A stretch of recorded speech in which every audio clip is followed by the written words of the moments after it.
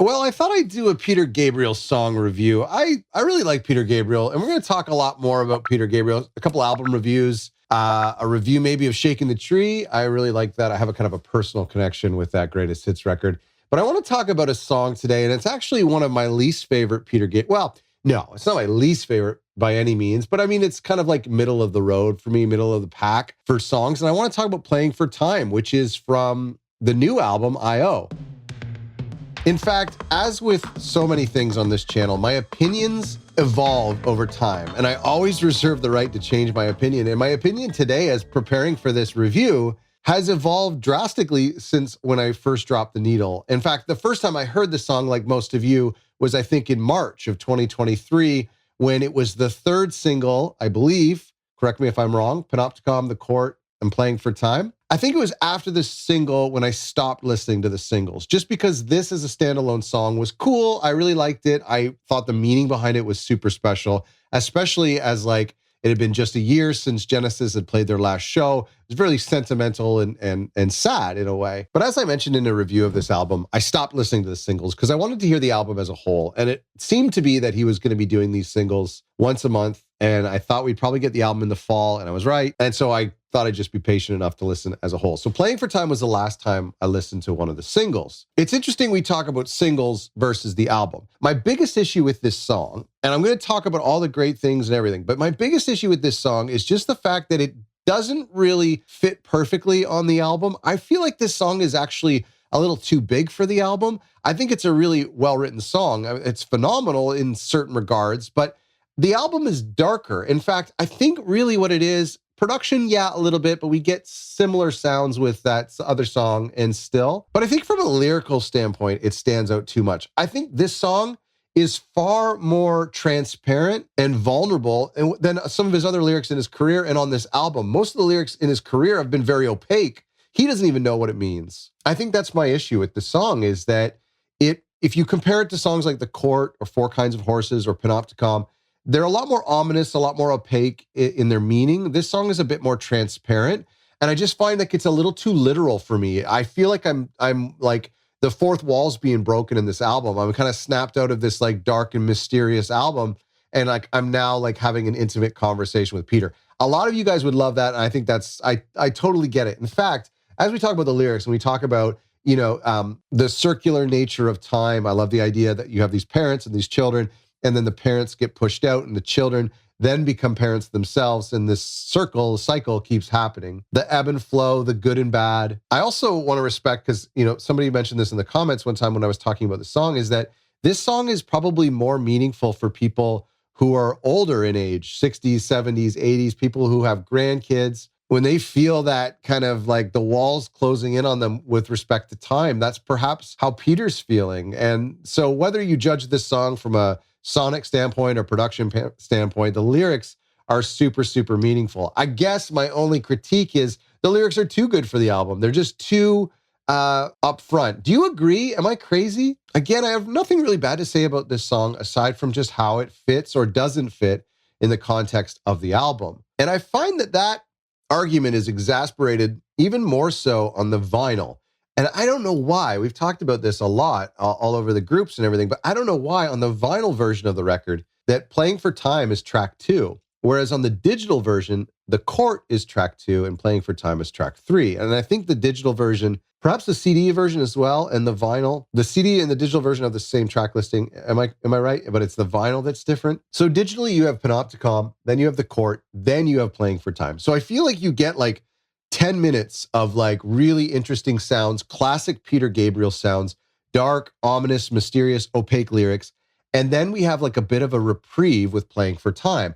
I think it works better. But when you go Panopticon into Playing for Time, I hate it. It really bothers me. I feel like the album is just getting underway. And then we're kind of like pulled out for this like soft piano ballad with lyrics that are approached differently. That's like where a lot of my resentment to this song came from, is the vinyl track listing. And I really don't know why we did that, because the singles were released in order of the digital album. So my theory, here's my only theory with vinyl. And by the way, some people mentioned that it would be a way to fit more songs on the record, but that doesn't make any sense at all, because side A on disc 1 is Panopticon, Playing for Time, and then The Court. So it would have made no difference to put The Court second. And some people argue about putting ballads closer to the center of the record. Well, that still would have made more sense to put Playing for Time third. So my only theory is that this was the original track listing before the campaign started in January of 2023. My theory is perhaps they sent the record off to be pressed. There were still pretty significant vinyl pressing delays, and maybe they already pressed the stampers like the masters. I don't know. That's kind of my only theory, is that they used an old track listing doing the vinyl a couple months early, and then they changed their mind and decided to do all of the stuff that has like a shorter turnaround, like digital and CDs and the campaign. So that's kind of my theory, is that like the vinyl was the original track listing. I'd love for somebody close to the camp to let us know why it's different. But that, again, that's just my issue. Intro is really nice to this song. It's different. Is it just me, or this song reminds me a lot of Here Comes the Flood, the demo version, the piano version. I don't know much about this version, but it's the version that's on the Greatest Hits album, Shaking the Tree.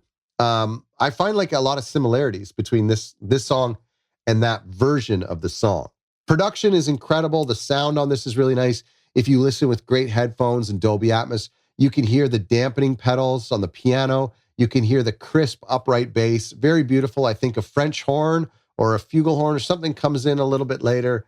Really beautiful tune. We're basically split into two, right? We're kind of a bit of a piano solo, or a solo singer, songwriter piano, and then the song takes off and has a bit of a rise to it. I think that part's okay. I actually prefer the first half of the song than the kind of the big cinematic ending to the song. That's just me. When this song dropped back in March-ish or so of 2023, there were a lot of comparisons to Randy Newman. And you could totally hear it. I think this song has a bit of a show tune sound. I mean, the overall sound is a bit like the early part of the song. Here's what I think. I think that the only thing about this song that really invokes the Randy Newman is, okay, yes, the male singer-songwriter, the slow piano, the solo piano, sure. But I think it's the lyric, the very simple lyric in the first verse that's like, the planet spinning slowly, we call it ours.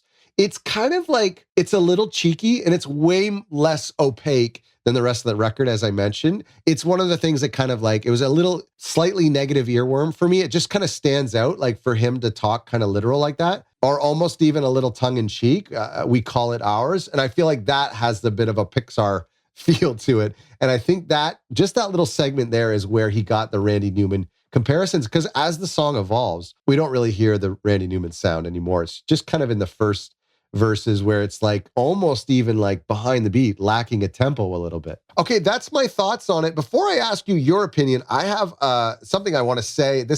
I want to mark my territory. I want to stamp this in time. As pun intended. Even though I don't love this song, it's one of my least favorites on I.O. Please don't shoot. I'm just saying the truth, okay? It's my truth. It's one of my least favorite songs on the album. Still a great song. But I'm calling it right now. This song's going to be nominated for a Grammy.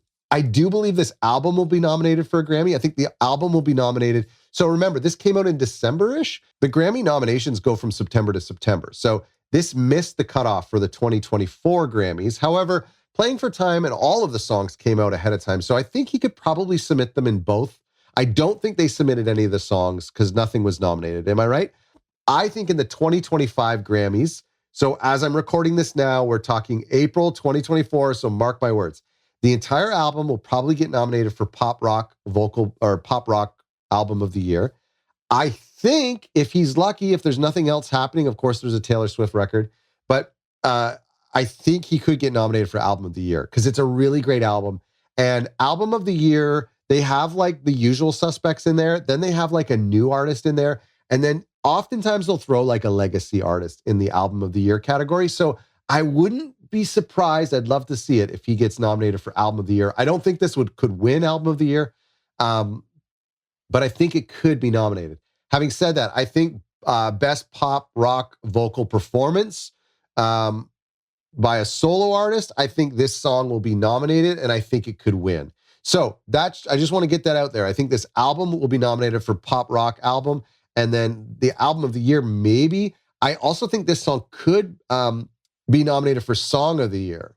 Not Record of the Year, but Song of the Year for awarding the songwriting. So it could be nominated for Song of the Year, but definitely in one of the pop rock categories, I think it'll be nominated for Song of the Year, even though I don't think it's the best song by far on the album. But I'm just, mark my words, it's going to get nominated for a Grammy, this song. And I think Peter will probably pick up 2 or 3 nominations at the it's going to come in like November, I think. November, December, January? Sometime around there, maybe December of this year when they announce the nominees. Mark my words. Well, let me know in the comments below what you think about Playing for Time. We've talked a little bit about this album. We're going to do a little bit more Peter Gabriel stuff because it's, of course, in the entire Phil Collins ecosystem. So let me know what you think about this song. I'm really curious. Thanks for watching. If you enjoyed this episode, don't forget to subscribe and hit the like button for exclusive videos, behind-the-scenes content, and to have your say on future topics before I film, have a look at our Patreon page. Thanks for watching.